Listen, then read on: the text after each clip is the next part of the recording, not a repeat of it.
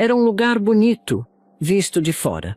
Paredes brancas, jardins na entrada, aquelas colunas grandes na fachada principal que lembravam os palácios antigos. Todo mundo em Barbacena conhecia o Hospital Colônia. Ficava no alto de um morro. Dava para ver de vários pontos da cidade. Mas poucos sabiam o que acontecia lá dentro. Poucos queriam saber. Logo na entrada, depois que se passava pelos portões de ferro, tinha um pátio grande, onde ficavam os pacientes recém-chegados. Homens e mulheres separados, claro, mas todos iguais na desgraça.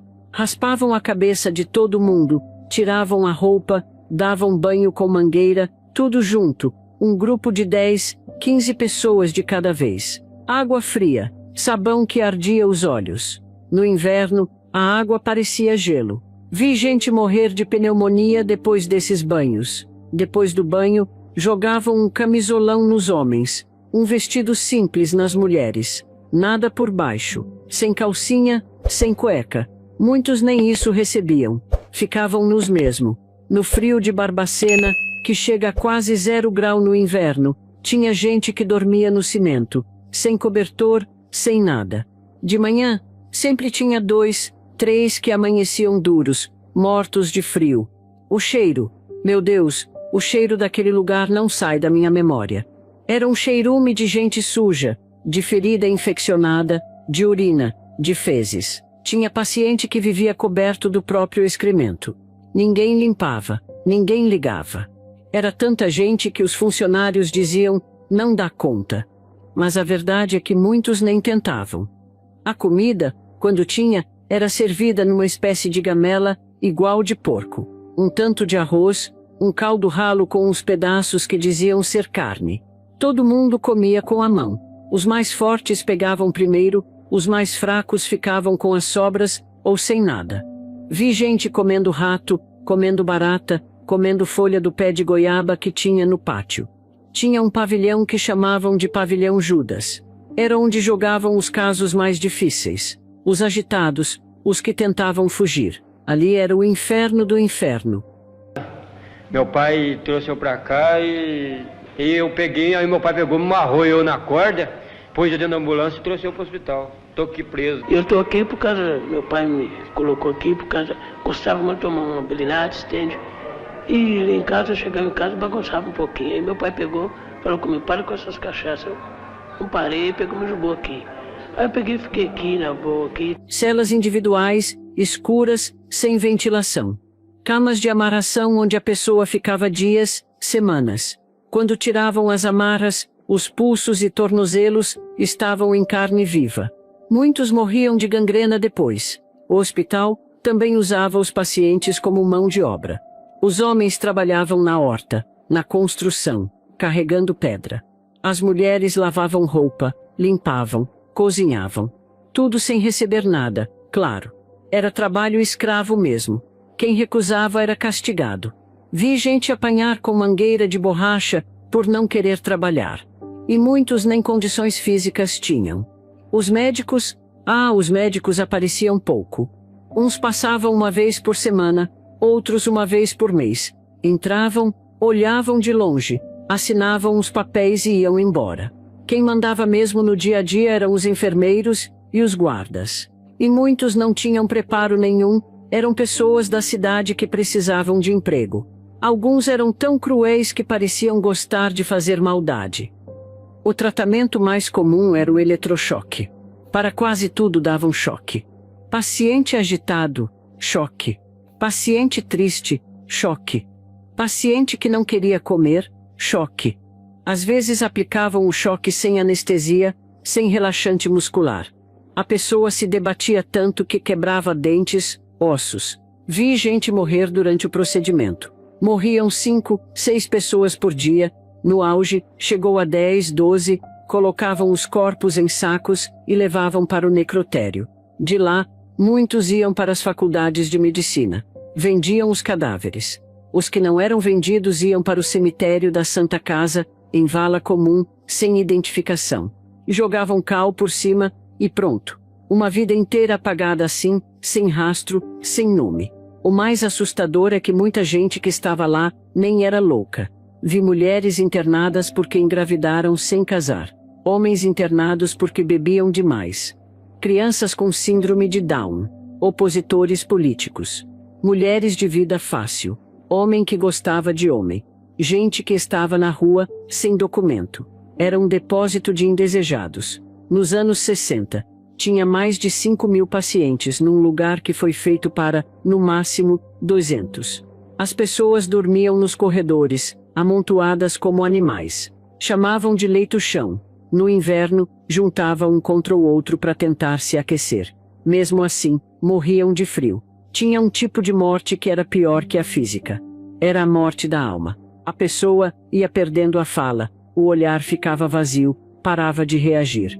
Alguns ficavam dias, semanas na mesma posição, olhando para o nada. Os médicos chamavam de catatonia, mas eu sei que era a alma indo embora antes do corpo, porque não aguentava mais tanto sofrimento. Lembro de um dia de julho, fazia um frio de rachar. Chamaram os pacientes para o banho de rotina, com mangueira, no pátio aberto.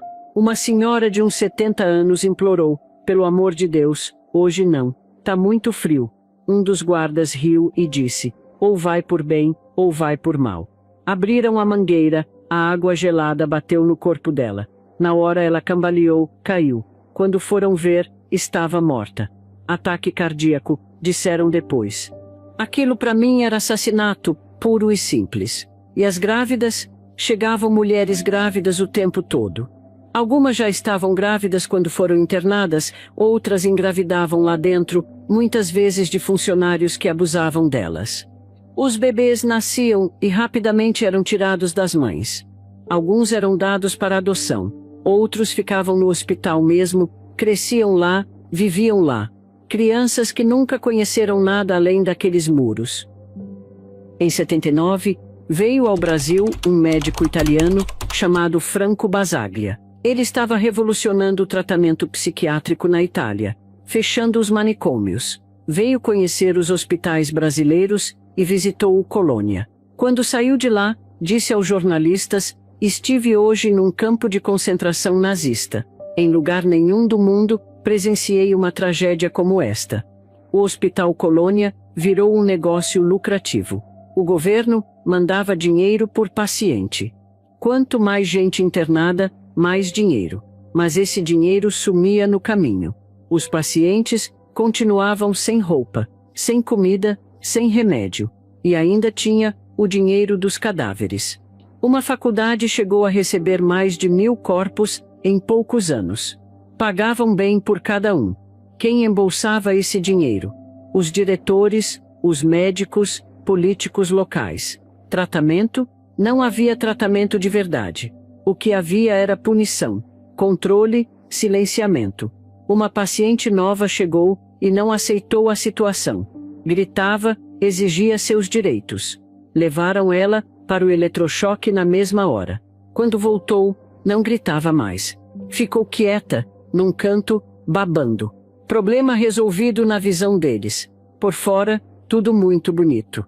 O Hospital Colônia era mostrado como exemplo de instituição psiquiátrica moderna. Recebia visitas oficiais, políticos, autoridades. Mas essas visitas eram maquiadas. Escolhiam alguns pacientes, davam banho, roupa limpa, até comida melhor no dia. Mostravam só algumas alas, previamente limpas. O horror verdadeiro ficava escondido. E as famílias? Muitas abandonavam mesmo. Deixavam o parente lá e nunca mais voltavam. Mas outras tentavam visitar e eram impedidas. Diziam que o paciente estava agitado, que a visita ia piorar o estado dele. Ou então, marcavam horários impossíveis, criavam dificuldades. Com o tempo, muitas famílias desistiam. Era o que o hospital queria. Além do eletrochoque, tinha a lobotomia. Uma operação no cérebro que deixava a pessoa calma, dócil. Cortavam ligações no cérebro. A pessoa nunca mais era a mesma. Ficava como uma casca vazia. Vi muita gente entrar andando na sala de cirurgia e sair de lá como um vegetal.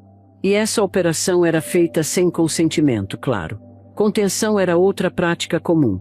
Amarravam a pessoa na cama, às vezes por dias, sem poder ir ao banheiro, sem água, sem comida. A pessoa ficava deitada nos próprios excrementos. A pele apodrecia, criava feridas. Vi gente com as costas em carne viva de tanto ficar amarrada na cama. Hoje, uma parte do hospital virou o Museu da Loucura. Tem fotos, documentos, objetos da época. É importante que exista, para que ninguém esqueça. Mas quem visita não sente o cheiro, não ouve os gritos, não sente o frio nas noites de inverno. É só uma pequena parte da história. No total, se estima que cerca de 60 mil pessoas morreram no Colônia. 60 mil. É mais que uma cidade inteira. São vidas que foram jogadas fora, tratadas como lixo. E isso aconteceu aqui, no Brasil, não em algum país distante. Aconteceu até pouco tempo atrás, não na Idade Média. Mas talvez você esteja se perguntando, como sei de tudo isso com tantos detalhes? Como posso descrever coisas que aconteciam dentro daqueles muros, nos cantos mais escuros, nos momentos mais terríveis? Sei porque trabalhei lá. Fui enfermeira do Hospital Colônia por 18 anos. Vi tudo isso com meus próprios olhos. Fiz parte desse sistema. E carrego essa culpa comigo, todos os dias. E eu sei por que vivi lá.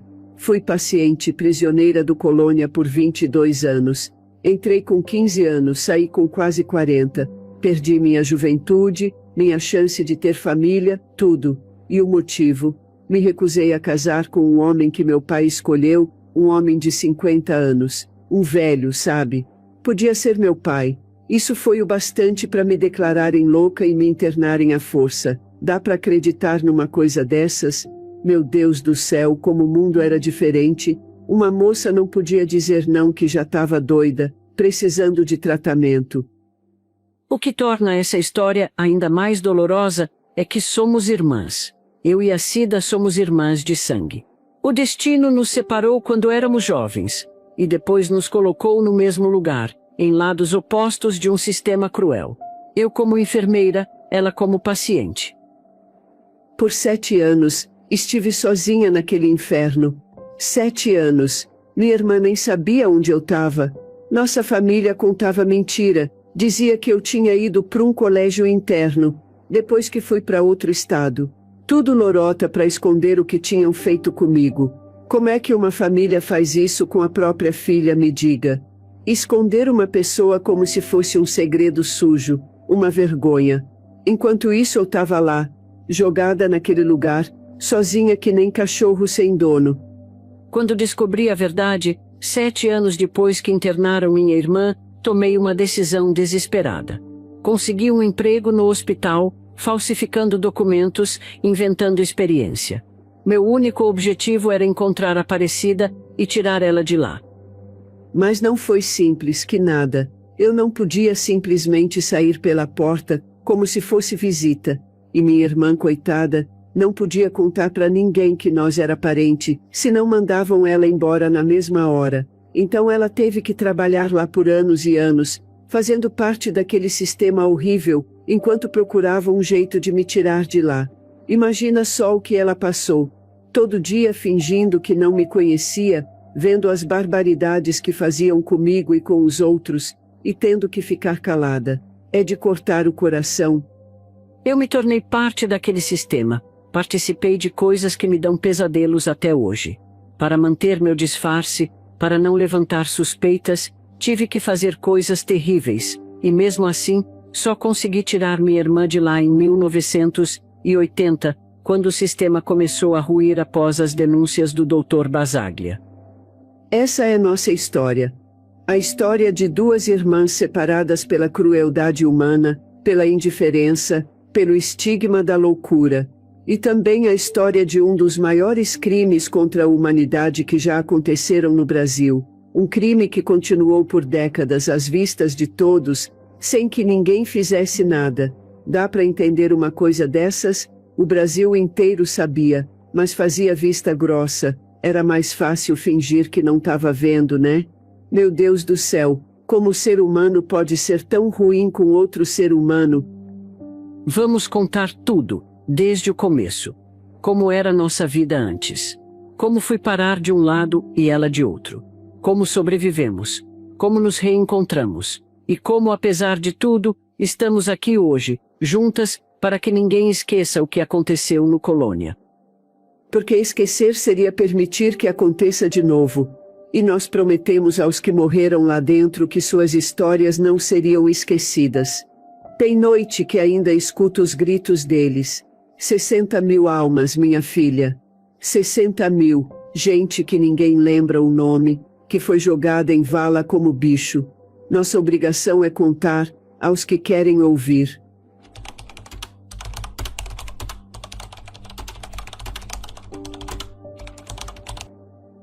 Barbacena sempre foi uma cidade bonita.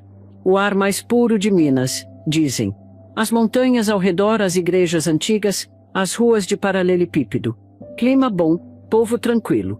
Mas toda essa beleza escondia uma mancha escura, que manchava a alma da cidade. Trabalhei no Hospital Colônia de 62 até o ano de 80. 18 anos vendo coisas que ser humano nenhum deveria ver. 18 anos fazendo parte de um sistema cruel, desumano. Muita gente pergunta como consegui suportar tanto tempo. Só tinha uma razão. Minha irmã estava lá dentro. Hoje tenho 85 anos. Vivo numa casa simples aqui mesmo, em Barbacena. Aposentada com uma pensão pequena. Mas não moro sozinha. Divido essa casa com minha irmã, Aparecida, de 82 anos. Só que nossa história não é como a da maioria das irmãs idosas que decidem morar juntas na velhice. Nossa história é marcada por uma separação brutal, por um reencontro improvável e por um passado que muita gente prefere esquecer, mas que nós fazemos questão de lembrar. Fui internada no Hospital Colônia em 1958. Tinha 15 anos. Uma menina de tudo. Só saí de lá em 1980 com quase 40 anos. 22 anos trancada num lugar que eles chamavam de hospital, mas que era um campo de matança mesmo. O motivo da internação? A verdade é que meu único crime foi dizer não para um casamento arranjado. Meu pai decidiu que eu devia casar com um homem de 50 anos, viúvo, conhecido na região. Um velho. Eu me recusei. Fugi. Quando me acharam, decidiram que eu estava louca. Não fui a única não. Muitas mulheres foram parar lá por coisas parecidas. Por engravidar sem casar. Por gostar de outro homem que não o escolhido pela família. Por querer estudar em vez de casar. Bastava uma mulher abrir a boca para discordar que já estava doida, precisando de tratamento. Minha irmã, Ernestina, tinha seguido o caminho que todo mundo esperava. Casou cedinho, aos 13 anos, com o filho do patrão da fazenda, onde nosso pai trabalhava. Teve filhos, vivia em outra parte da cidade. Ela não foi considerada louca. Eu fui.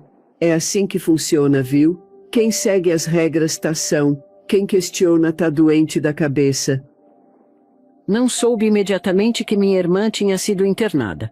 Meu pai mentiu para todos. Dizia que Aparecida tinha ido estudar longe depois que tinha se casado em outra cidade. Só descobri a verdade 7 anos depois por acaso. Tentei visitar minha irmã. Fui barrada. Só família direta, com autorização do responsável, me disseram. Meu pai se recusou a autorizar. Disse que seria melhor para ela não receber visitas. Mais mentiras. Foi então que tomei uma decisão que mudaria minha vida para sempre. Se não podia entrar como visitante, entraria como funcionária. Falsifiquei documentos, inventei experiência como enfermeira, menti na entrevista. Estava desesperada. Naquela época eu tinha 22 anos, e 2 filhos pequenos. Nos meus primeiros 7 anos no Colônia, não tive contato com ninguém de fora, nenhuma visita, nenhuma carta. O mundo lá fora foi sumindo da minha memória. Comecei a acreditar que talvez eu tivesse mesmo um problema na cabeça, que talvez merecesse estar ali. Os dias eram todos iguais. Acordava com os gritos dos guardas. Os mais fortes conseguiam um lugar na fila do banho, da comida. Os mais fracos ficavam para trás, muitas vezes sem comer nada o dia todo. Aprendi rapidinho que precisava ser forte ou morria logo. Depois de uns anos me botaram para trabalhar na lavanderia. Era trabalho pesado, mas pelo menos não ficava no pátio o dia todo pegando sol e chuva. Lavava roupa de manhã até de noite. Minhas mãos ficavam em carne viva por causa da soda cáustica. mas era melhor que o pátio. Foi na lavanderia que reparei pela primeira vez naquela enfermeira diferente. Não gritava como as outras, não batia na gente. Às vezes, quando ninguém estava olhando, me dava um pedaço de pão a mais, uma fruta escondida. Não sabia naquela época, mas aquela enfermeira era minha irmã. Ela passou anos fingindo que não me conhecia só para poder ficar perto de mim, para me proteger como dava. A Tina era danada, viu? Quando entrei no hospital pela primeira vez como funcionária, o choque foi imenso. Por mais que tivesse ouvido histórias, nada me preparou para a realidade. O cheiro era a primeira coisa que atingia qualquer pessoa. Um cheiro de morte, de doença, de abandono. Me designaram para o pavilhão feminino. Eram centenas de mulheres amontoadas em espaços feitos para algumas dezenas. Muitas no chão, sem colchão, sem nada. O inverno de Barbacena é rigoroso, com temperaturas próximas de zero. Vi mulheres abraçadas umas às outras, tentando se aquecer. A alimentação era miserável. Um mingau ralo de manhã, um caldo com alguns pedaços de verdura e osso no almoço. Muitas nem isso comiam porque não conseguiam chegar perto da distribuição. Os funcionários roubavam comida para levar para casa. A verba que o governo mandava sumia no caminho. Os outros funcionários me olhavam com desconfiança no começo. Uma novata jovem fazendo perguntas, querendo mudar as coisas. Logo aprendi que precisava me adaptar, parecer uma deles, ou seria mandada embora. E não podia ser mandada embora, não enquanto não encontrasse minha irmã. Passei dias procurando a Cida. Não podia perguntar diretamente, levantaria suspeitas. Estudava as listas de pacientes quando ninguém estava olhando. Passava pelos pavilhões lentamente, examinando cada rosto. Muitas tinham o cabelo raspado, estavam magras, irreconhecíveis. Então, um dia, a encontrei. Estava na lavanderia, carregando trouças enormes de roupa. Magra, envelhecida muito além da idade, com marcas de queimaduras nos braços. Mas era ela, minha irmãzinha. Quase desmaiei na hora, tive que me segurar numa parede para não cair. Eu não reconheci minha irmã de primeira. 7 anos de colônia tinham apagado muita coisa da minha cabeça. E ela estava diferente também. Mais velha, usando aquele uniforme de enfermeira. No começo só percebi que ela era menos ruim que as outras. Não gritava, não batia, não imaginava que tinha um porquê. Nos primeiros meses, ela não contou quem era. Não podia, coitada. Se descobrissem que nós éramos irmãs, mandavam ela embora na hora. Então ela só ficava de olho em mim, dava um jeito de trabalhar no mesmo setor, me protegia sem ninguém notar. A vida no hospital era controlada por remédio brabo. Davam injeção que deixava a gente babando, sem conseguir pensar direito. Muitas vezes eu passava dias tonta, sem saber se era dia ou noite.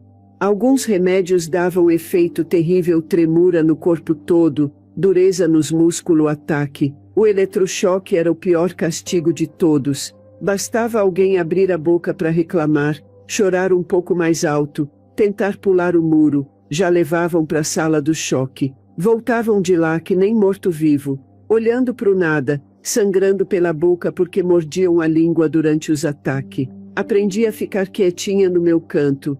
Quanto menos chamasse atenção, mais segura eu estava. Vi muitas mulheres sendo levadas de noite pelos guarda, voltando de madrugada, chorando baixinho. Eles faziam o que queriam com a gente, toda hora. As que engravidavam eram isoladas até o nenê nascer. Depois tiravam as crianças e nunca mais ninguém via. Isso é pecado dos grandes, viu? Ver minha irmã naquelas condições, sabendo que ela estava lá há 7 anos, e que eu não fazia ideia, foi a pior dor que já senti. Mas não podia demonstrar.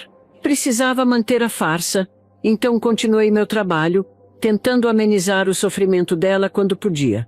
Muitas vezes fui obrigada a aplicar injeções em pacientes que resistiam, a segurar pacientes para o eletrochoque, a trancar eles em isolamento por dias.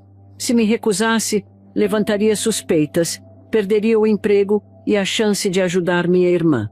Comecei a documentar tudo, escrevia num caderninho pequeno que escondia no forro do colchão.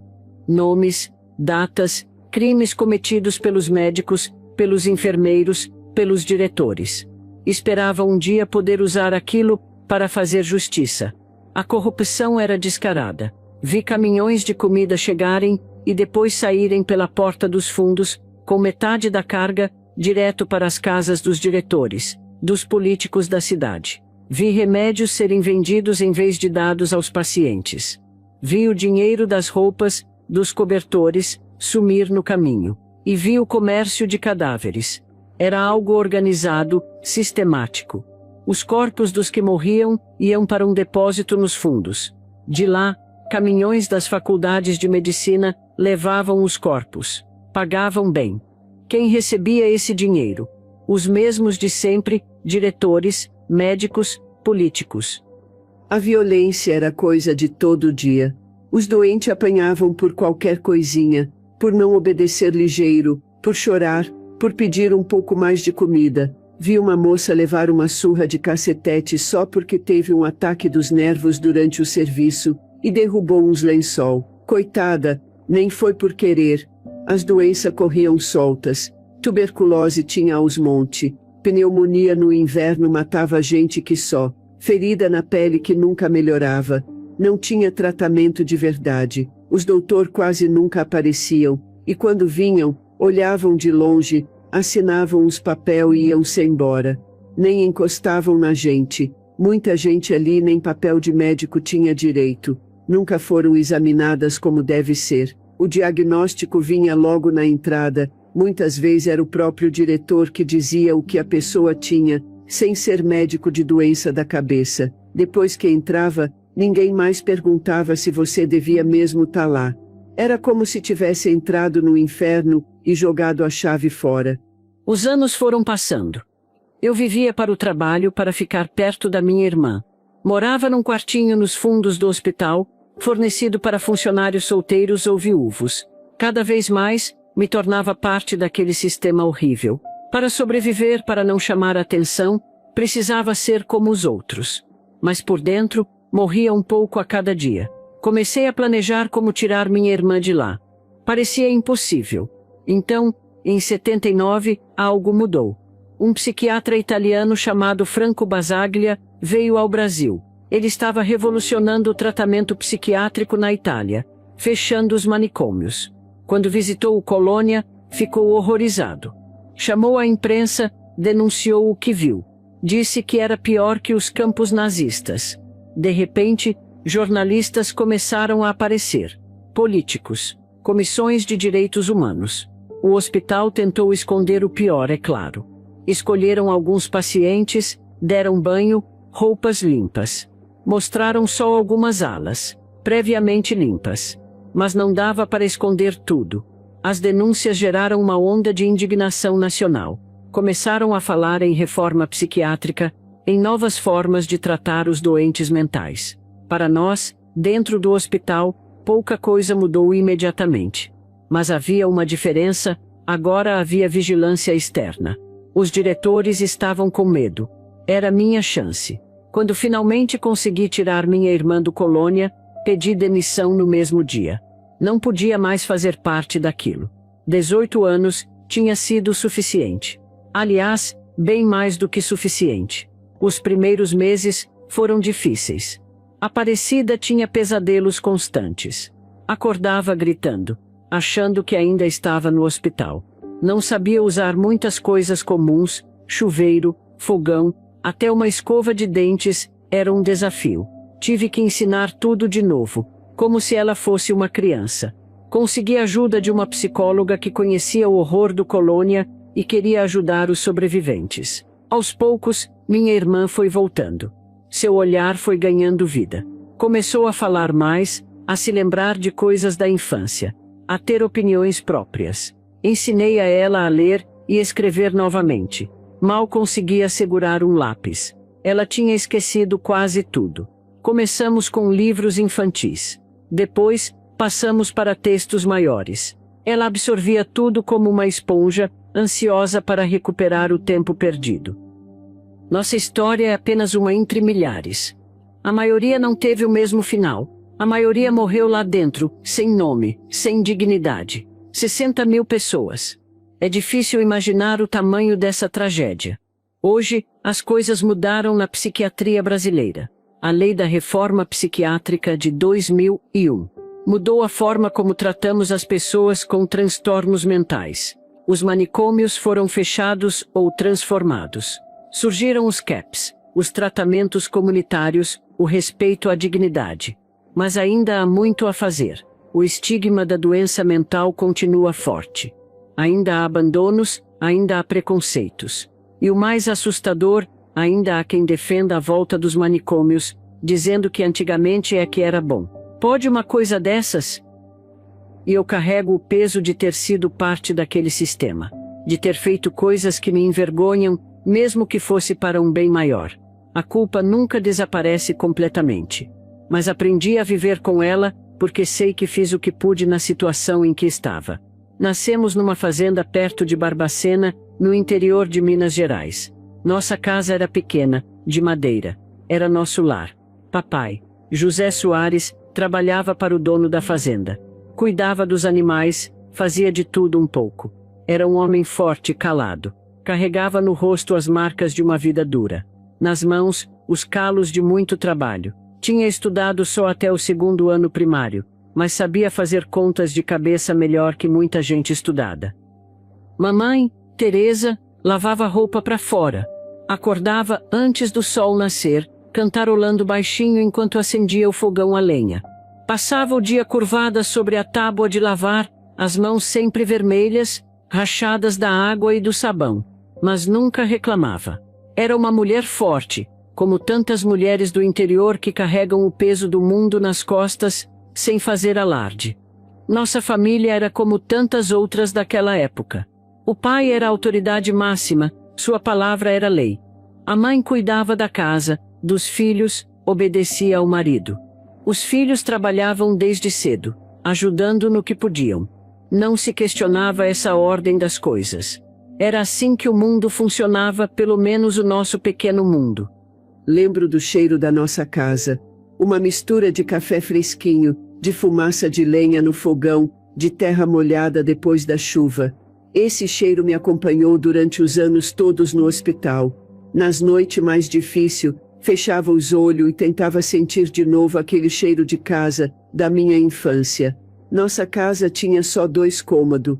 Um era a cozinha, e também onde a gente comia, com uma mesona comprida de madeira bruta onde todo mundo se ajuntava. O outro era onde a gente dormia. Papai e mamãe numa cama, eu e Tina em outra, e nossos 2 irmãos num colchão no chão. Não tinha luxo nenhum, mas nunca faltou comida na mesa. O quintal era grande, cheio de árvore de fruta. Tinha pé de goiaba, de manga, de jabuticaba. Tinha um galinheiro onde mamãe criava galinha para os ovos, e para ter uma carninha no domingo de vez em quando. Tinha um cachorro velho, o Totó, que dormia debaixo da mesa, sempre esperando uma sobra. Nossa vida era simples, mas tinha alegria. Brincava de pique, de esconde-esconde, de fazer boneca de pano. Não tinha brinquedo comprado, a gente mesmo fazia os nossos, com o que achava pela fazenda. O tempo passava devagarinho, marcado pelo canto do galo de manhã e pelo pôr do sol de tarde. Eu era mais velha, nasci em 40. Depois veio o João, em 41, mas ele morreu ainda bebê, de uma febre forte. Depois veio a Cida, em 43. Depois o Antônio, em 45. O Joaquim, em 48. E por último, em 50, o Thomas. Ele também não vingou. Morreu com poucos meses. Era comum naquele tempo. As crianças morriam muito, de doenças que hoje se cura fácil, de desnutrição, de falta de atendimento médico. Mamãe chorava por uns dias, depois seguia em frente. A vida não parava para o luto. Estudei até o 4º ano primário, numa escolinha rural. Depois, papai disse que não precisava mais, que mulher não precisava de muito estudo. Aparecida continuou um pouco mais, porque a professora insistiu. Disse que ela era inteligente, que tinha futuro. Isso deixou minha irmã sonhadora, querendo coisas que menina de roça não costumava querer. Sempre cuidei de Aparecida como se fosse minha filha, não só minha irmã. Penteava seu cabelo todas as manhãs, trançando com fitas coloridas que mamãe guardava num potinho. Ensinava as lições, contava histórias antes de dormir. Ela era diferente de mim, sempre perguntando coisas, sempre questionando como as coisas funcionavam. Tina era minha protetora. Quando papai ficava bravo, era ela que se botava na frente para me defender. Quando as crianças implicavam comigo na escola, era ela que ia lá e resolvia. Sempre senti que ela largou mão de muita coisa para cuidar de mim. Na escola, eu gostava demais de aprender. A professora, Dona Matilde, dizia que eu pegava as letras com facilidade. Ela me emprestava livro, caderno velho para eu treinar em casa. Foi Dona Matilde que botou na minha cabeça aquele sonho de um dia ser professora também. Lia na luz de lamparina, depois que todo mundo ia dormir. Papai não gostava, reclamava que eu ia estragar a vista, que estava gastando querosene à toa. Mas mamãe fechava os olhos, me deixava ler mais um pouquinho. Acho que ela queria para mim as coisas que nunca teve chance de conseguir. Em casa papai era quem mandava. Era ele que decidia tudo o que ia plantar, o que ia comer, quando ia na cidade. Mamãe só balançava a cabeça e dizia sim, senhor. Naquela época, no interior de Minas, era desse jeito mesmo. O homem era o chefe da casa, a palavra dele era lei. Abrir a boca para discordar era desrespeito. Crescemos nesse mundo de regras rígidas, de papéis bem definidos. Meninas ajudavam em casa, aprendiam a cozinhar, a lavar, a cuidar de crianças. Meninos trabalhavam na roça, aprendiam ofícios.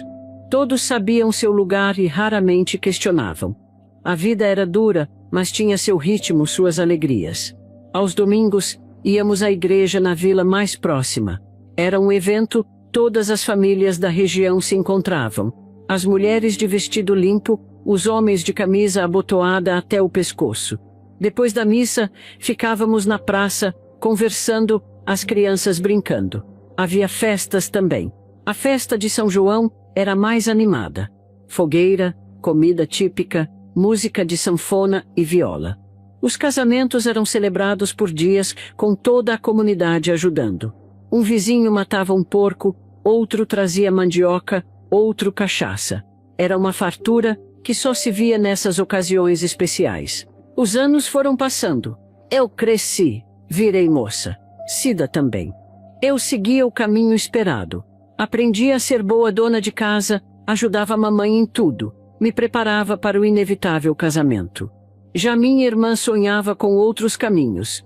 Queria estudar mais, ir para a cidade, ser professora.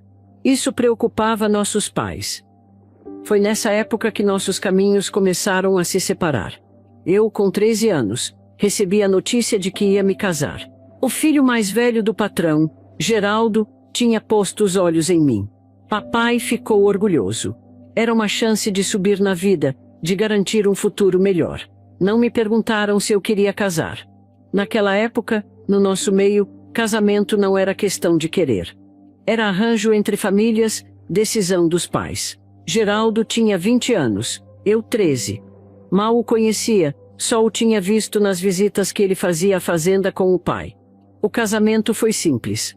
Depois da cerimônia, fui morar na casa da família dele, em outro lado de Barbacena. Era uma casa melhor que a nossa, com luz elétrica, com água encanada. A família tinha uma venda na cidade, eram considerados de classe média. Geraldo não era um homem mau. Não me batia, não bebia além da conta. Mas era um homem do seu tempo. Esperava que eu fosse submissa, que cuidasse da casa, que lhe desse filhos. Logo engravidei. Com 14 anos, tive meu primeiro filho, o José. Com 16, o segundo, o Paulo. A maternidade tão cedo foi difícil.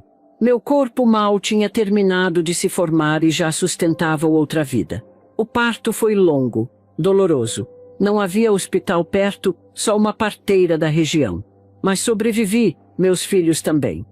Aos poucos, fui me adaptando à nova vida. Quando Tina casou, senti demais. Era como perder minha mãe e minha irmã numa vez só. A casa ficou um vazio sem ela. E eu fiquei sem minha defensora, minha amiga de segredo. Ela nunca vinha ver a gente, morava longe. Tina agora tinha a família dela para cuidar. Eu continuava com meu sonho guardado.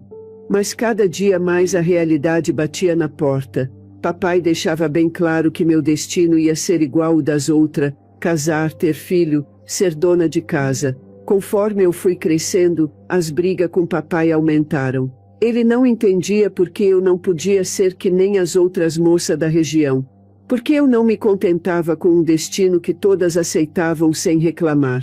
Por que eu ficava falando de escola, de livro, de cidade? Ele dizia que eu estava com a cabeça virada, que não ia dar boa coisa. Aos 15 anos, eu já era considerada uma moça difícil. Não engolia calada as ordens de papai, questionava as tradições, falava de coisa que incomodava. As outras moças da minha idade já estavam de namoro arranjado ou até casada. Foi então que aconteceu. Papai chegou em casa um dia, com a cara fechada, me chamou para conversar. Disse que tinha achado um bom partido para mim. Sebastião Mendes, dono de terra na região. Era viúvo, já tinha enterrado 2 mulheres, tinha 50 anos. Fiquei passada. Sebastião Mendes tinha idade para ser meu avô, não meu marido. Todo mundo conhecia ele como homem brabo. Corria a conversa de que as esposas dele tinham morrido de tanto trabalhar, de tanto apanhar, mas era rico, respeitado. Para papai, era uma chance de ouro. Me revoltei na hora. Disse que não ia casar de jeito nenhum, que preferia morrer, que queria estudar, ser professora, ter minha vida. Foi a primeira vez que papai me bateu de verdade. Não um tapinha de correção, mas uma surra daquelas. Sinto vara, o que ele achou pela frente. Mamãe chorava num canto, mas não se metia. Fiquei de castigo por dias, trancada num quartinho dos fundos, quase sem comida. Papai dizia que ia me dobrar, que ia me ensinar a respeitar. Que no domingo seguinte, Sebastião vinha para acertar o noivado. Que eu ia casar nem que fosse amarrada. Na véspera do encontro com Sebastião, quando iam acertar o noivado, tomei uma decisão. Não ia me submeter àquele destino. Preferia qualquer coisa a me casar com aquele homem, a virar escrava dele. Esperei todos dormirem. Peguei umas roupas, enfiei num saco de pano, peguei o dinheirinho que tinha guardado escondido, não era muito, e fugi. Saí pela janela dos fundos, atravessei o pasto correndo, tomei a estrada. Caminhei horas no escuro. Tinha medo, mas o medo de voltar era bem maior. Sabia que se me pegassem, o castigo ia ser terrível. Talvez papai me matasse de pancada. E se não me matasse, me entregaria para o Sebastião, que ia fazer da minha vida um inferno. Consegui carona numa carroça de leite, que ia para a cidade vizinha. De lá, peguei um ônibus para casa de uma tia distante, irmã de mamãe, que tinha se mudado para longe fazia anos. Papai e ela não se davam, quase nem se falavam. Achei que ia estar segura lá na casa da tia Berenice, pelo menos um tempinho. Minha tia me recebeu assustada. Perguntou por que eu estava ali, sozinha, sem avisar. Contei tudo. Ela ficou dividida. Tinha medo de papai, de confusão. Mas também teve pena de mim. Deixou eu ficar pelo menos até decidir o que fazer. A notícia da fuga de Aparecida chegou como um choque. Um conhecido veio contar. Disse que papai estava louco de raiva, que tinha reunido homens para procurar por ela, que jurava que ia trazer de volta nem que fosse morta. Fiquei com medo por ela. Conhecia papai, sabia do que era capaz quando contrariado. O pior é que ela tinha desmoralizado a família na frente de Sebastião Mendes, um homem poderoso na região. Era uma afronta dupla, ao pai e ao pretendente. Geraldo me proibiu de me meter. Disse que era assunto da família dela, que agora eu tinha outra família para me preocupar. Que se Aparecida tinha fugido, devia ter seus motivos, mas que ia acabar voltando, com o rabo entre as pernas. Por dias, não tive notícias. Rezava para que ela estivesse bem, para que não a encontrassem antes que a poeira baixasse. Fiquei escondida na casa de tia Berenice por quase 2 semanas. Ela morava numa cidade pequena, mas maior que nosso povoado. Tinha uma vendinha, vivia modestamente. Era viúva, os filhos, nenhum morava com ela. Me aceitou mais por pena que por afeto. Comecei a me acostumar com a ideia de recomeçar ali. Talvez pudesse trabalhar na venda dela, estudar de noite, realizar meu sonho de terminar os estudos. Mas sabia que era questão de tempo até me acharem. O Brasil era grande, mas o mundinho de gente simples como nós era pequeno demais. Aconteceu o que eu temia. Alguém me viu, contou para um que contou para outro. A notícia chegou até papai. Num domingo de tarde, ele apareceu na porta da tia com mais 2 homens. Estavam armados e tudo, aquilo me assustou. Tia Berenice tentou me defender, mas papai empurrou ela. Disse que eu tinha envergonhado a família, que tinha recusado um bom casamento, que tinha agido como uma rameira descarada. Os outros homens me seguraram enquanto ele me batia, ali mesmo, na frente de todo mundo. Me puxaram para fora, me jogaram na carroceria de um caminhão. Voltamos para casa assim, eu jogada lá atrás que nem bicho, toda machucada, chorando. As pessoas na rua viam tudo, mas ninguém fazia nada. Era assunto de família, ninguém se metia. Depois que me trouxeram de volta, fiquei trancada por semana. Papai tinha posto um cadeado na porta por fora. Mamãe vinha trazer comida, água, mas não podia ficar, não podia falar muito. Vivia chorando, coitada. Meu corpo doía dos golpes. Tinha um corte na testa que infeccionou, febre alta. Mamãe passava pano molhado, tentava baixar a febre. Delirei por dias. Diziam que eu gritava coisas sem sentido, que chamava por gente que nem existia. Um dia papai trouxe um homem. Disse que era médico, amigo do Sebastião Mendes. O homem mal olhou para mim. Fez umas perguntas pro papai, que respondeu por mim. Ela tá desobediente? Tem comportamento estranho? Fala coisas sem sentido? Papai respondia que sim para tudo. O doutor anotava. Depois ouvi eles conversando lá fora. O médico dizia que eu precisava de tratamento especializado, que eu tava com histeria, com loucura moral que em casa só ia piorar. Falou de um hospital em Barbacena. 2 dias depois me botaram num carro. Papai e o médico na frente, eu e mamãe atrás. Mamãe chorava baixinho o tempo todo, segurando minha mão. Papai estava sério, calado. Só disse que iam me levar para um lugar onde eu ia melhorar, onde eu endireitar minha cabeça. Chegamos em Barbacena depois de umas horas. O carro entrou por um portão grande, passou por uma alameda, parou na frente de um prédio imenso, branco, parecendo um palácio antigo. Não entendi direito o que estava acontecendo. Achei que seria uma consulta, um tratamento rápido, que depois a gente voltaria para casa. Não sabia que estava entrando num pesadelo de 22 anos. Não sabia que aquela seria a última vez que eu ia ver minha mãe e meu pai, à luz do sol como uma pessoa livre. Mamãe me abraçou forte na porta. Me deu um tercinho pequeno escondido na mão. Guarde com você, sussurrou. Reze sempre. Foi a última coisa que ela me disse. Papai nem olhou para mim. Assinou uns papel e foi embora, levando mamãe que chorava como eu nunca tinha visto. Assim começou minha vida no Hospital Colônia. Assim terminou minha vida no mundo lá fora. Eu tinha 15 anos. Era maio de 58. Enquanto minha irmã começava seu calvário no Hospital Colônia, eu seguia minha vida em Barbacena. Cuidava da casa, dos filhos, do marido. Vivia a vida que se esperava de uma mulher daquela época. Mas a notícia da internação de Aparecida me abalou profundamente. Descobri anos depois, por uma vizinha da região. O pai, a mãe e meus irmãos sempre mentiam para mim sobre onde ela estava. Até que ela tinha casado, o pai mentiu. Acho que era para eu parar de perturbar ele com minhas perguntas. Meu marido, Geraldo, dizia que era melhor assim. Depois que contei a ele indignada que Cida estava internada. Ele dizia que Cida estava desequilibrada, o hospital era o lugar certo para ela. Que os médicos sabiam o que faziam, que logo ela estaria boa. Que eu não devia me meter, que podia piorar as coisas, já que sabia como meu pai era. Tentei seguir a vida. Meus filhos eram pequenos, precisavam de mim. Enchiam a casa de barulho, de vida. Eram minha alegria, minha razão de viver. Geraldo trabalhava muito. Saía cedo, voltava tarde. A venda ia bem.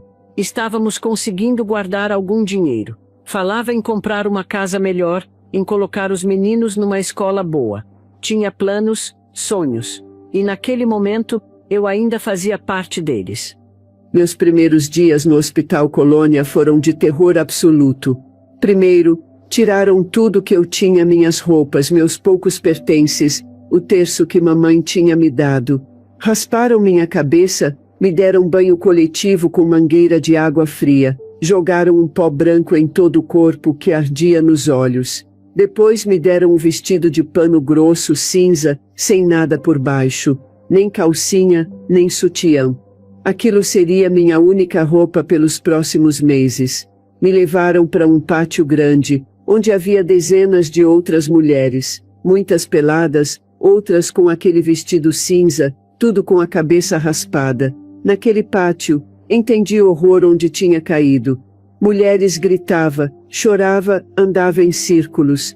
Algumas parecia realmente doente, falando sozinha, tendo convulsão. Outras, como eu descobriria depois, estava ali por motivos parecidos com o meu: gravidez fora do casamento, desobediência aos pais, comportamento inadequado. Na primeira noite, dormi no chão duro, sem colchão, sem cobertor. Era maio, e o inverno estava chegando em Barbacena. O frio entrava nos ossos. Acordei um montão de vez, tremendo que nem vara verde.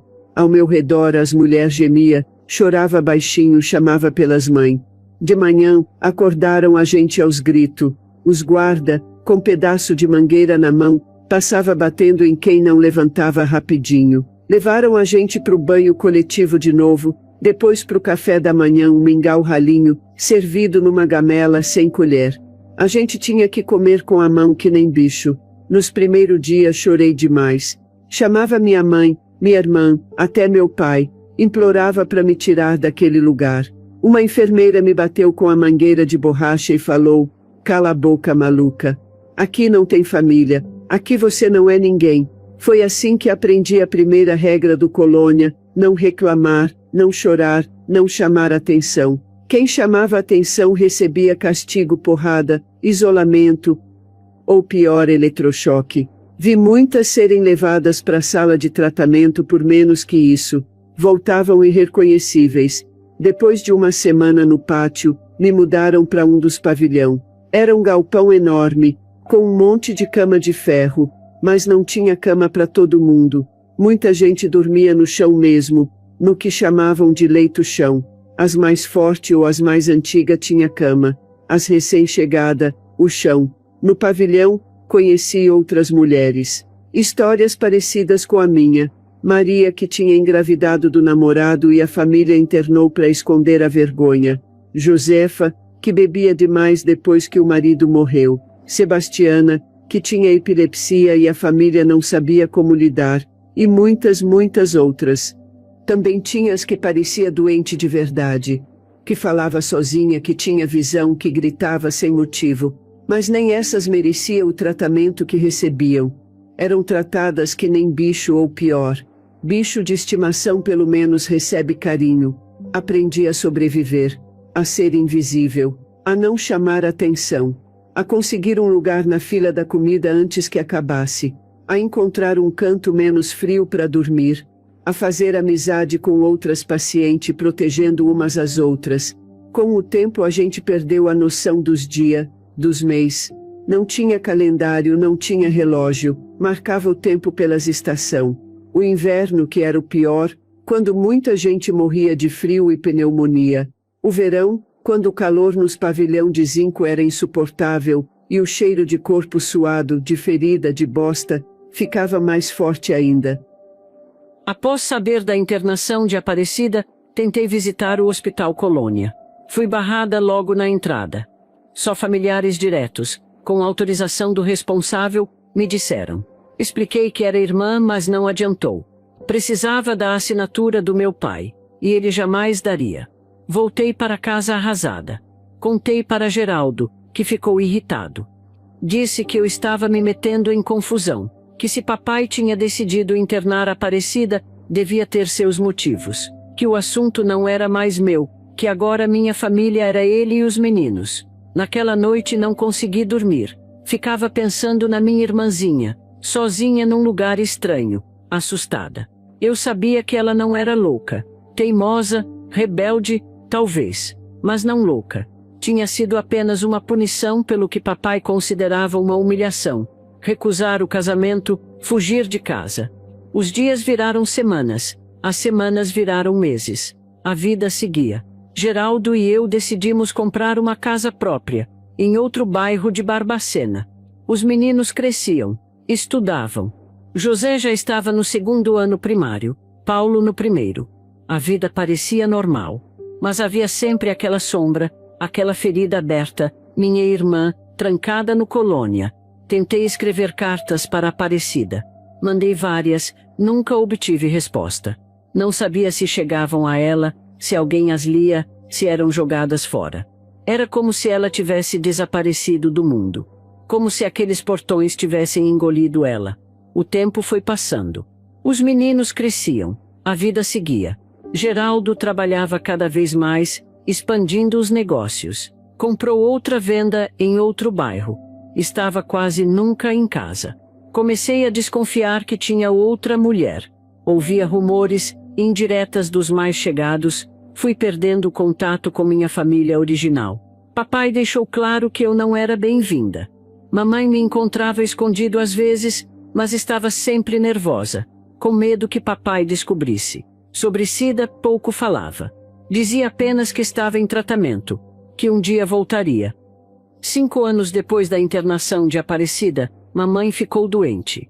Um câncer que avançou rápido. Em poucos meses, estava de cama.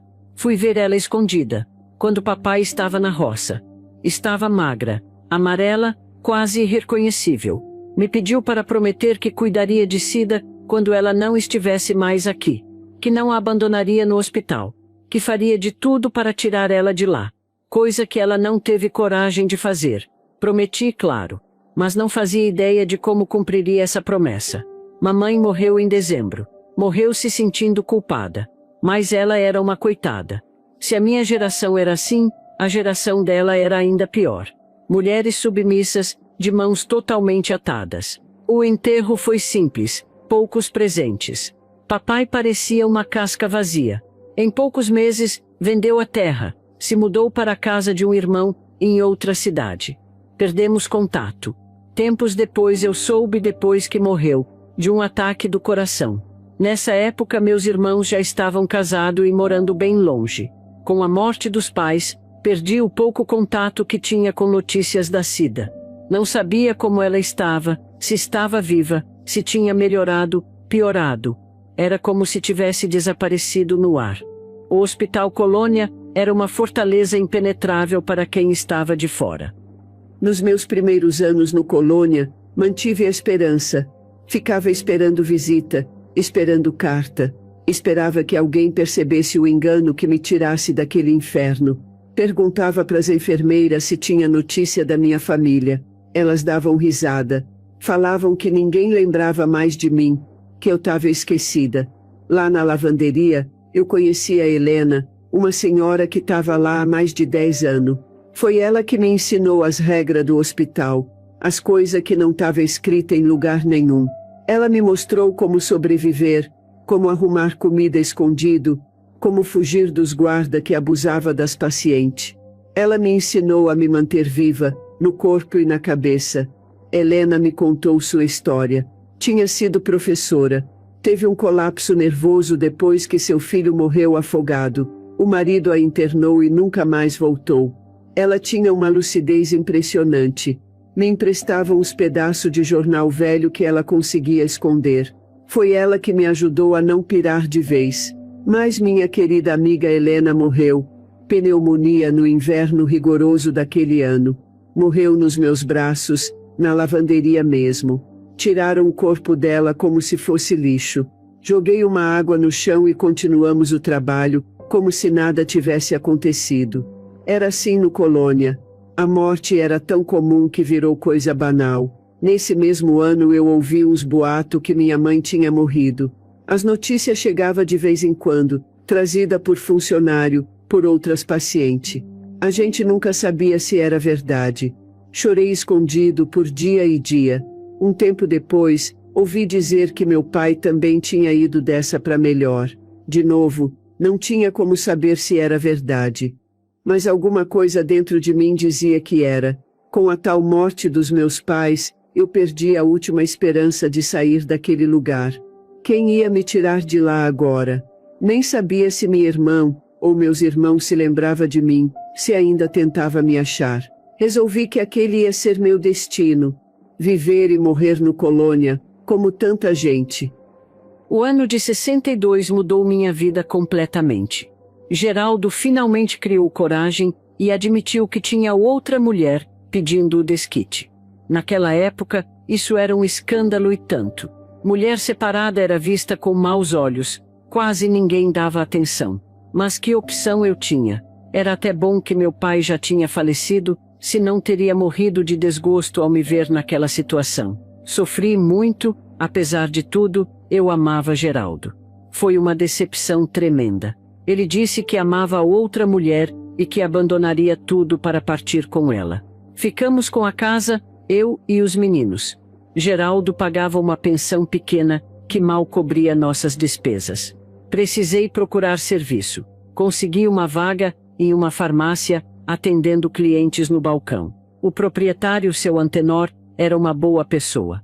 Percebeu que eu tinha facilidade com as pessoas e me deu uma oportunidade. Foi nessa farmácia que ouvi falar da Cida depois de tanto tempo. Um rapaz que trabalhava na prefeitura e sempre frequentava o local, foi comprar um medicamento naquele dia e conversava com seu Antenor sobre o Hospital Colônia. Falavam sobre listas de pacientes que haviam recebido e verbas que o governo enviava. Meu coração disparou quando ouvi o rapaz dizer: inclusive, há uma moça com o mesmo sobrenome que a senhora Dona Ernestina, Aparecida Soares. Quase desmaiei ali mesmo. Depois de 7 anos, finalmente uma informação concreta. Minha irmãzinha estava viva, ainda internada no Colônia. Fui conversar com o rapaz para saber mais. Ele me explicou que lidava com os documentos que continham as listas de pacientes para distribuição de recursos. Tinha visto o nome dela em um documento recente, o que significava que ela estava viva pelo menos. Naquele momento, prometi a mim mesma que faria o impossível para encontrar ela. Foi então que tive uma ideia um tanto arriscada. Se não podia entrar como visitante, entraria como funcionária. O hospital sempre precisava de pessoas para trabalhar, era de conhecimento geral. O salário era mínimo, o trabalho era pesado, muita gente não aguentava e desistia. Esta seria minha chance de finalmente encontrar a Cida. Meus filhos já estavam maiores, já iam para a escola sozinhos, já se viravam melhor. Conversei com eles e expliquei a situação. Disse que precisava fazer isso pela tia deles, que nem conheciam. Minha ex-sogra, que me estimava muito, reprovando a atitude do filho de ter nos abandonado. Ela prometeu me ajudar com os meninos. Planejei tudo com cuidado. Peguei emprestado um uniforme de enfermeira com uma conhecida que trabalhava no hospital da cidade. Preparei alguns documentos falsos, afirmando que tinha experiência como auxiliar de enfermagem. Memorizei vários nomes de remédios e doenças. Me preparei o melhor que pude.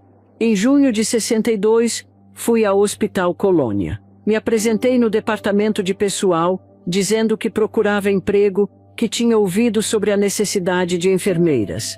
O homem que me atendeu mal olhou meus documentos. Precisavam tanto de pessoal que nem verificaram direito.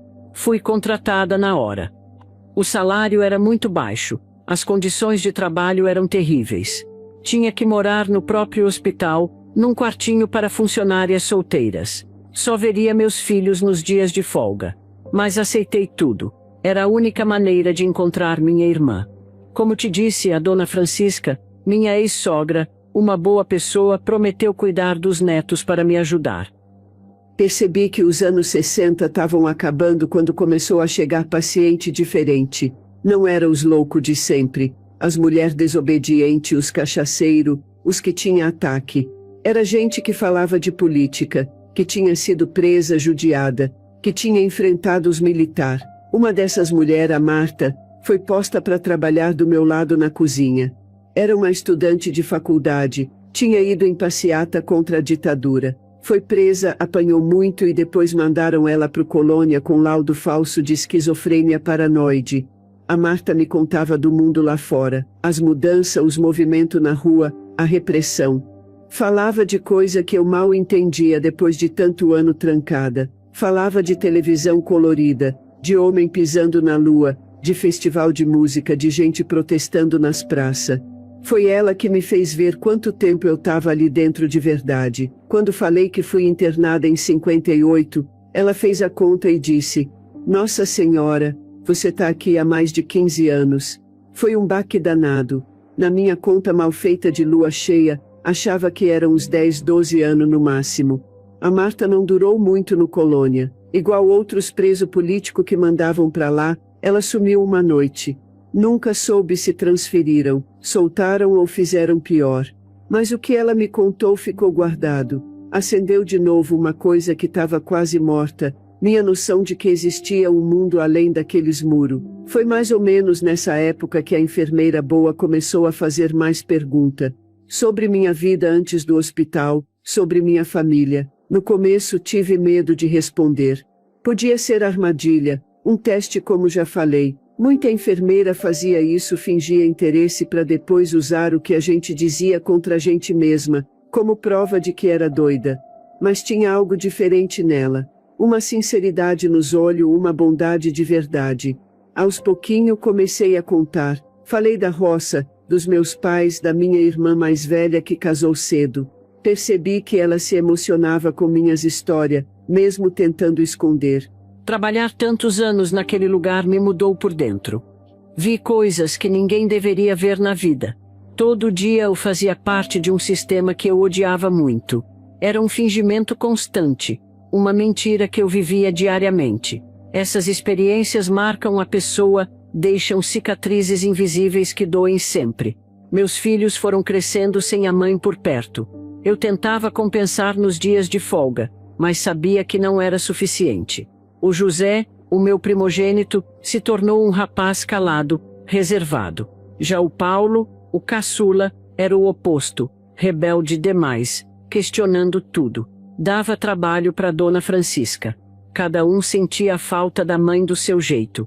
Na rua, eu mantinha as aparências. Para os vizinhos e para a sociedade, eu era apenas uma mãe separada que trabalhava duro para criar os filhos.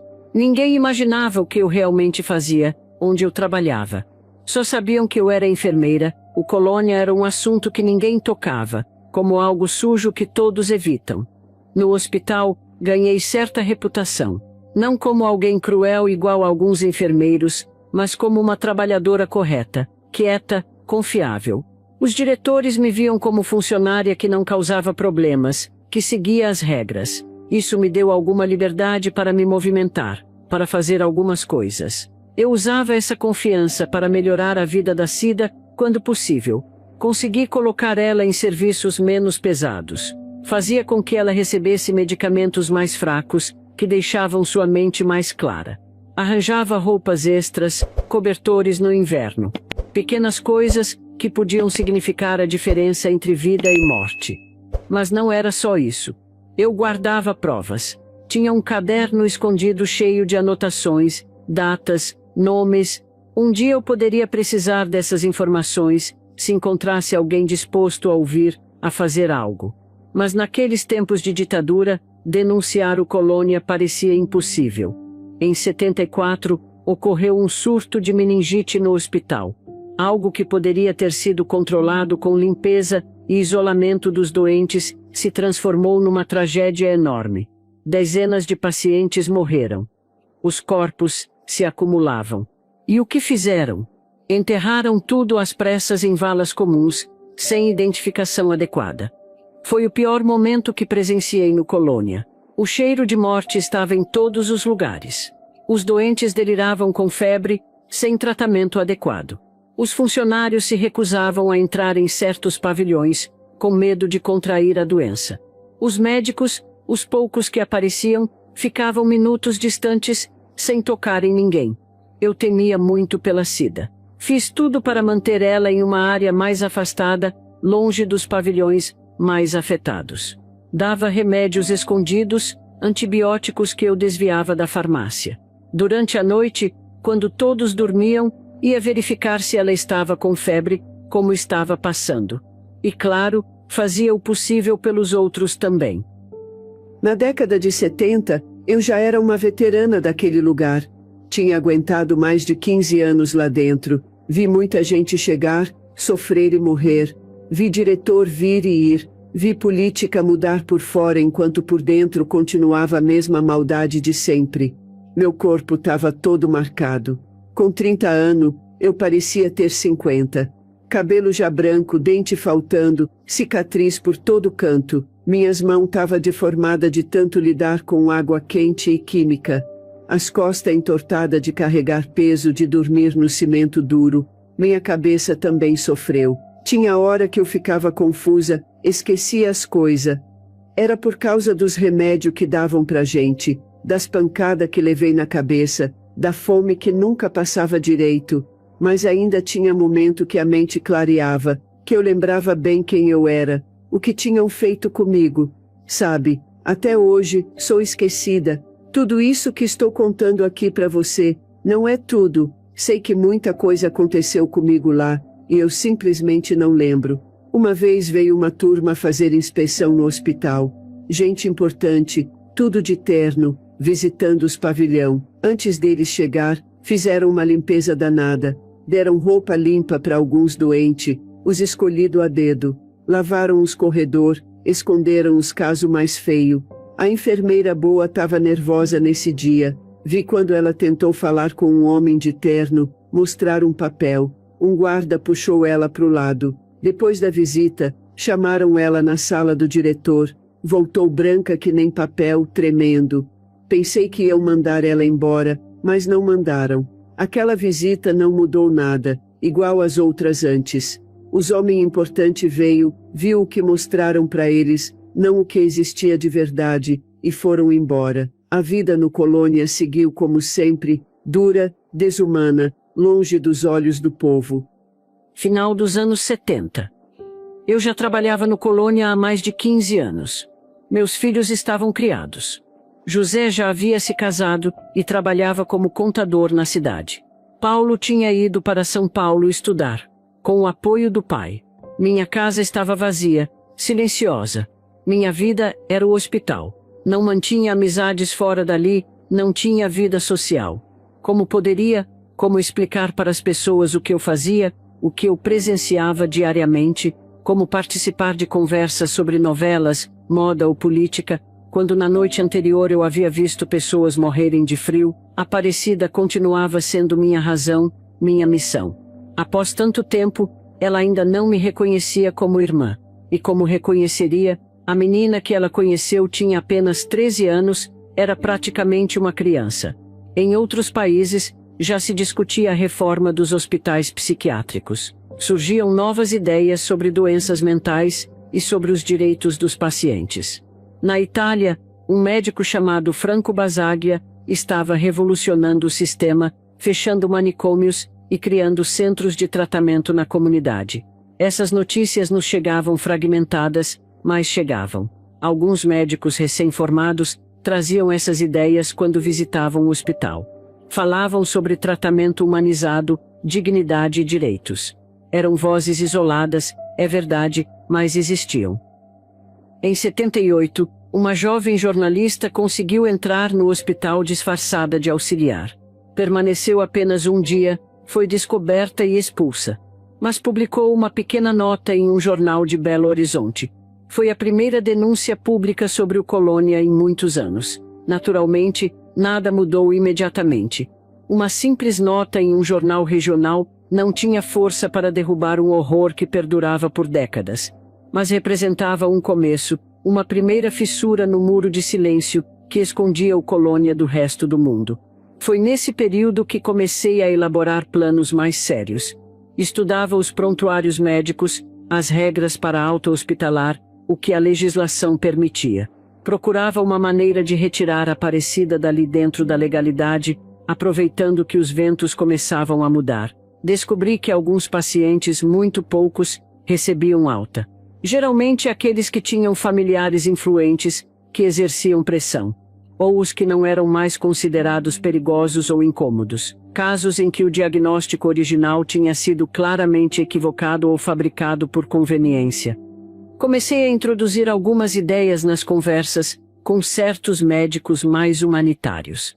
Mencionava a Aparecida como exemplo de paciente que estava ali por razões sociais, não por doença, que nunca teve um diagnóstico preciso, apenas rótulos vagos como histeria ou loucura moral, que poderia viver normalmente na sociedade, com algum apoio.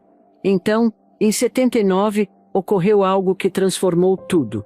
Franco Basaglia, aquele médico italiano que estava revolucionando os hospitais psiquiátricos em seu país, veio ao Brasil. E entre as instituições que visitou, estava o Colônia. Basaglia era uma autoridade mundial em psiquiatria. Na Itália, havia implementado a Lei 180, a primeira legislação que determinava o fechamento dos manicômios em um país inteiro. Ele veio ao Brasil para ministrar palestras sobre seu novo método de tratar doenças mentais. Quando a gente ficou sabendo que aquele doutor italiano ia visitar o hospital, foi um rebuliço danado. O diretor quase pirou de nervoso. Mandou limpar tudo, pintar parede, arrumar os doentes. A gente já conhecia essa lenga-lenga. Sempre que vinha gente importante era a mesma coisa. Arrumava por fora, mas por dentro continuava aquela desgraça.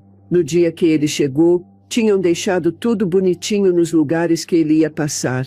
Escolheram os doentes mais ajeitadinhos, deram banho, roupa limpa. Os mais acabados, coitados, jogaram lá nos fundos onde ninguém ia ver. Mas esse doutor Basaglia não era trouxa não, viu?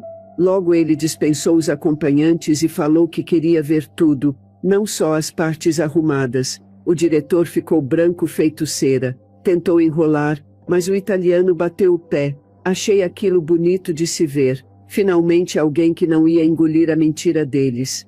Eu fiquei lá, vendo tudo. O doutor entrou naqueles pavilhões que ninguém nunca mostrava para visita. Viu os coitados pelados, sujos, deitados no cimento. Sentiu aquele fedor que a gente já estava acostumado, mas que deixava qualquer um de estômago embrulhado. Viu as marcas de pancada, os machucados sem tratamento. Nossa, a cara dele foi mudando, começou sério, depois ficou espantado, depois bravo mesmo. Ele gritava em italiano, o tradutor correndo atrás sem dar conta. Brigava com o diretor, com os médicos. Perguntava como é que podia deixar gente viver daquele jeito, como é que tinham coragem de chamar aquilo de hospital. No fim da visita, ele falou para os jornalistas que estavam esperando: estive hoje num campo de concentração nazista. Em lugar nenhum do mundo, presenciei uma tragédia como esta. Aquilo pegou fogo, sabe? Saiu em tudo quanto é jornal, nas rádios. O Colônia, que ficou escondido tanto tempo, de repente estava escancarado para o mundo inteiro ver a vergonha que era. Foi a primeira vez que senti que as coisas podiam mudar. Aquela frase, dita por alguém da estatura de Basaglia, teve o efeito de uma bomba. Foi publicada em jornais de todo o Brasil, repetida em rádios. O Hospital Colônia, que por décadas tinha operado nas sombras, protegido pelo silêncio e pela indiferença, estava subitamente exposto. Nos dias seguintes, começaram a chegar jornalistas, políticos, comissões de direitos humanos. O diretor tentava negar, minimizar, justificar. Mas era tarde demais. A verdade estava exposta. As milhares de vidas perdidas, os milhares de corpos vendidos, os milhares de abusos. Tudo vinha à tona agora. Para nós funcionários foi um período de grande tensão. Alguns cúmplices dos maiores horrores temiam punições. Outros, como eu, que tínhamos tentado fazer o mínimo de bem possível dentro daquele sistema perverso, vimos uma chance de mudança real. O governo do Estado, pressionado pela opinião pública, prometeu reformas. Comissões foram formadas, auditorias iniciadas. Falavam em rever prontuários, em conceder alta para pacientes que nunca deveriam ter sido internados. Era a oportunidade que eu esperava há quase 20 anos. Depois que minha irmã foi para minha casa. O Hospital Colônia não fechou imediatamente após as denúncias de Basaglia. Essas coisas não acontecem da noite para o dia. Mas começou um processo de mudança. Auditorias, investigações, Revisão de prontuários. Muitos pacientes foram liberados nos anos seguintes, como Aparecida. Pessoas que nunca deveriam ter sido internadas, que não tinham diagnóstico real, apenas não se encaixavam nos papéis sociais esperados. Outros, que realmente precisavam de cuidados psiquiátricos, começaram a receber tratamento mais humano. Novos médicos chegaram, com ideias mais modernas. A contenção física foi reduzida, os eletrochoques praticamente eliminados como forma de punição. Em 87, parte do antigo hospital foi transformada no Museu da Loucura. Um espaço para preservar a memória do que aconteceu ali, para que nunca mais se repetisse. Tem fotos, documentos, objetos da época. Instrumentos de contenção, máquinas de eletrochoque, uniformes. Talvez, se você não conhece, possa olhar com outros olhos agora que nos ouviu. É importante que exista aquele museu. Importante que as pessoas saibam o que aconteceu. Mas é difícil visitar. Cada peça daquele museu me traz memórias dolorosas. Cada foto me lembra de rostos que conheci, de pessoas que sofreram e morreram sem que ninguém soubesse seus nomes. Hoje, tenho 82 anos. Vivo com minha irmã, Ernestina, de 85, nesta casa simples em Barbacena. Meu sobrinho, já com cabelo tão branco quanto os nossos, vem nos visitar de vez em quando. Tenho sobrinho neto, sobrinho bisneto, algum já adulto. Nunca me casei, nunca tive filho próprio. Eu queria, gosto de criança. Mas não confio nos homens. Eu nunca fui visitar o Museu da Loucura, fica aqui pertinho. Mas eu não quero, não vou nem que me paguem ouro. Se você me perguntasse, uns anos atrás, se perdoei quem me colocou no Colônia, não sabia responder. Meu pai, que me internou por rebeldia. O doutor, que assinou um diagnóstico falso. A sociedade, que permitiu que lugar como aquele existisse. Hoje, com 82 anos, depois de muito pensar, posso dizer que sim. Não porque o que eles fez foi justificável. Não foi. Foi cruel, foi injusto, foi desumano. Mas porque o perdão não é para eles, é para mim. É um jeito de me libertar, de não deixar que o ódio consuma os anos que me resta. Eu e a Tina, sempre vamos na igreja. É bom. Deus preencheu o vazio que eu sentia. Escreve nos comentários o seguinte, para eu saber se você teve paciência de ouvir nosso relato até o final. Canal Reflexões dos Avós. Olho para minha irmã, agora de cabelo branco, mão enrugada, ainda cuidando de mim como quando era criança. Penso no sacrifício imenso que fez por mim, nos 18 anos que passou naquele inferno, fingindo ser alguém que não era, fazendo coisa que ela detestava, tudo para me encontrar, para me salvar. Se tem amor maior que esse, não conheço. Um amor que atravessou década, que enfrentou um sistema inteiro, que nunca desistiu mesmo quando tudo parecia impossível. Um amor que me resgatou, não só do Colônia, mas que me devolveu a humanidade, a dignidade, a mim mesma. Nossa história não é só sobre horror e sobrevivência. É sobre esse amor, sobre laço que nenhuma instituição, nenhuma violência, conseguiu romper. Sobre duas irmãs que o destino separou e depois reuniu, contra todas as probabilidades. Minha filha, não esquece de conferir o livrinho 100 chás das avós para diversos males, que o pessoal do canal preparou com tanto carinho para vocês. São receitas maravilhosas, para você e toda a sua família. Tem chá para dor de barriga, para gripe, para acalmar, para dormir melhor, tudo natural, do jeito que nossos antepassados faziam. O pessoal trabalhou muito para reunir todas essas receitas, fazer as ilustrações das ervas, e explicar direitinho os benefícios, o modo de preparo, como se a própria vovó estivesse lendo para você. Quando você compra, além de ter acesso a esse conhecimento tão precioso, ainda mostra o seu apoio ao canal. Caso queira conhecer, basta clicar no primeiro link fixado, logo aí no primeiro comentário. Que Deus abençoe você e sua família.